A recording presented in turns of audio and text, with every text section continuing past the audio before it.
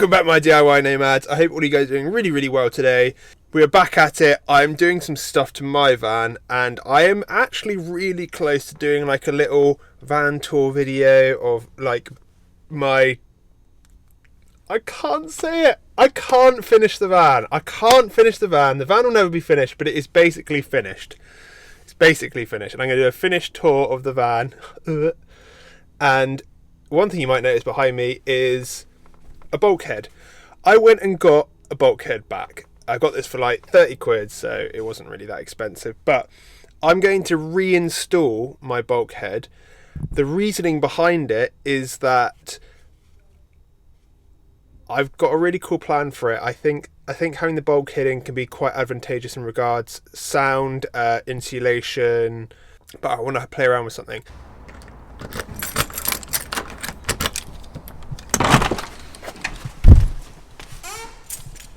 Now, something else I got done the other day was I got my van remapped, which is quite it's quite a different thing, I guess, to get done to a camper van.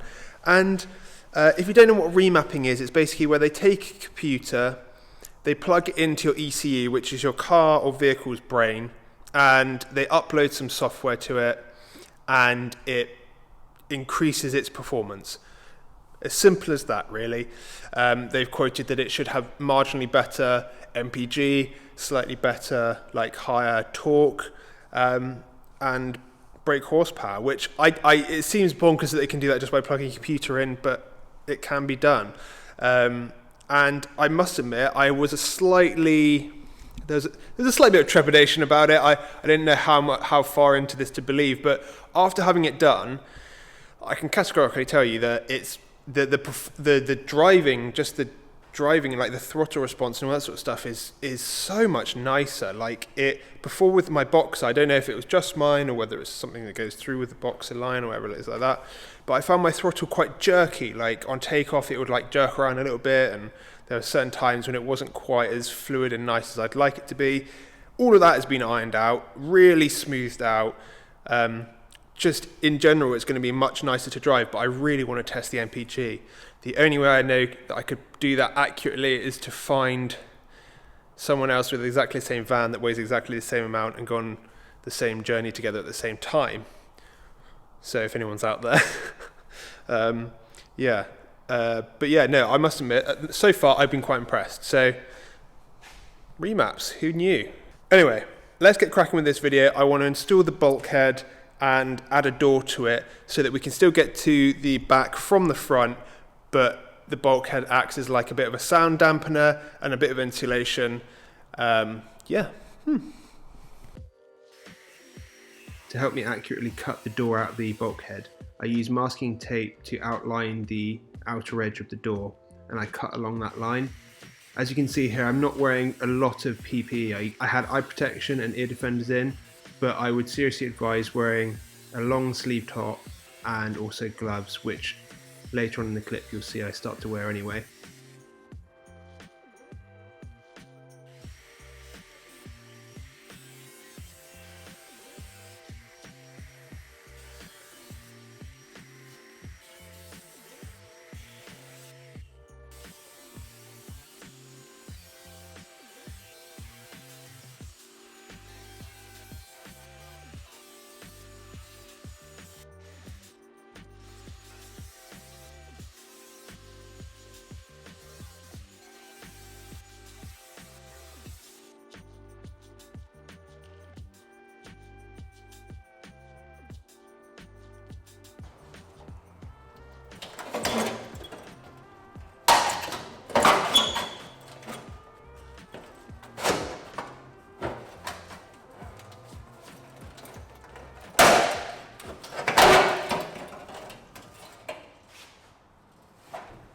Boom. So here is our bulkhead. Standing up on the stairs, so I've got a better like bird's eye view of this, but I've cut out the door and I've still got the piece of metal over here that's going to be the door. I was worried about cutting through the structural bits here, but actually the bulkhead is still pretty strong just because there's so many curves and ridges in it. It's actually keeping a lot of stability, and we've already fitted it into the van to see what works, and it fits beautifully actually. One thing I did do before we fitted in was I measured everything. I measured every angle where cables came through and all that sort of stuff. So because of the floor, I had to trim a length all the way along the bottom here, and then I also trimmed out this whole section here to allow for all the cabling, my diesel pipe to the fuel tank for my cooker, and I also cut out this little gap here for my cables. And I've still got a bunch of this U-channel left over from my window conversion when I put my window in, so that will be going in there to stop any cables rubbing on the sort of bare steel. For the moment though, the door is going to stay like raw edged because I haven't got any U-channel to do that sort of length. I'm also probably going to do the door in a second episode. Before we fit it in the van though, I'm going to put on a bunch of black carpet lining, and that will just make this look so much nicer, because at the moment we've got spilt paint on it, there's pen markings on it, it's a bit banged up and anything, so the carpet will hide all that. It will stop condensation forming on the top surface of the metal as well, and yeah, so let's get this on and then get it fitted. I used a contact spray adhesive, sprayed the metal and then sprayed the side of the carpet I wanted to stick down. This job was made a lot easier with the help of Ben, because we could sort of accurately lift the carpet lining above where we wanted to place it down, and then that allowed me to get the sort of the first piece in place, which then made it easier for me to finish the job alone.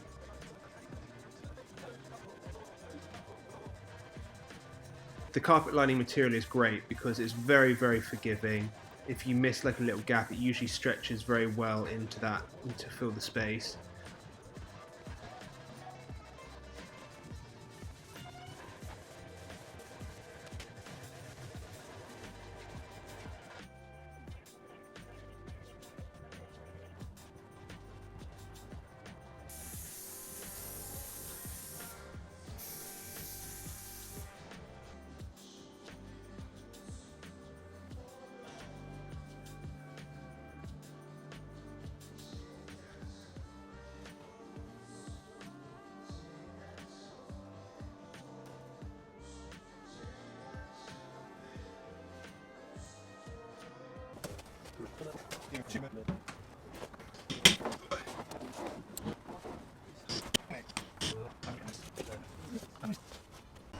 Well, I can't quite believe it. The bulkhead is in. It actually wasn't too hard to get in. I had to trim away a little bit of the wood on this edge just to allow it to slot in a bit better, but it's in. We got some of the original bolts in as well. So yeah, it's secure. I just need to sort out the door. One thing I've immediately noticed since putting this in is, even though I've got the door hole cut out behind me, it's already getting warmer in here. Like, it isn't even a sunny day, but it's definitely warmer in here than usual. I know that seems pretty obvious, but I still find that quite amazing, that just adding just this change from the curtains to this solid bulkhead makes that instant significant difference. So I'm really excited to sort of get the door on there and like be able to close this up, but it also makes this area feel cozier, and I can hear a lot less noise already. Even with the door cut out still, I can hear a lot less noise, which is great, because that means on a long journey that noise is not going to really, like, because it is weird, but actually hearing constant sort of really loud road noise does drain you quite quickly.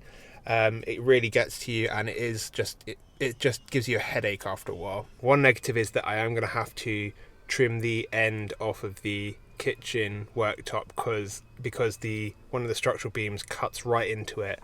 I think I've got off quite lucky. I don't really have to make any serious modifications, but it was close. I did measure it out before. I knew this was going to be a thing, so I think, you know, measure twice, cut once sort of thing. But yeah, that is definitely a positive rather than a huge setback.